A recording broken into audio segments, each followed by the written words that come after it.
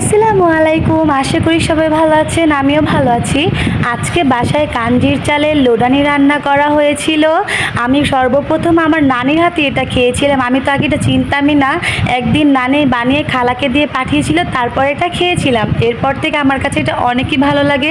তো অনেক দিন পর খেতে ইচ্ছে করলো, শাশুড়িকে বললাম, শাশুড়িও আমাকে কাঞ্জির চাল পেতে দিল। তারপর আমি এগুলো বেটে নিলাম। বেটে নেওয়ার পর আমার শাশুড়ি লবণ দিয়ে একটা একটা শেপ করে নিয়ে চুলোয় দিয়ে দিল। চুলোয় দিয়ে একটু বলক আসার পর নাড়াচাড়া করে দিচ্ছে। তারপরে একটা প্লেটের ভিতরে নিয়ে নিল চালের গুঁড়ো। চালের গুঁড়োটা পানি দিয়ে মিক্স করে দিলে লোডানিটা একটু ঘন ঘন হয়, আর ঘন ঘন হলে খেতেও ভালো লাগে। তারপরে নাড়াচাড়া করে দিল। এই তো আমাদের কাঞ্জির চালের লোডানি একদমই রেডি। এটা খেতে অনেকই মজা, আর লাল মরিচ বাটা দিয়ে তো আরও বেশি মজা লাগে। আপনারাও ট্রাই করে খেয়ে দেখবেন, এটা আসলে অনেক মজার একটা খাবার। আমার কাছে তো ভালোই লেগেছে।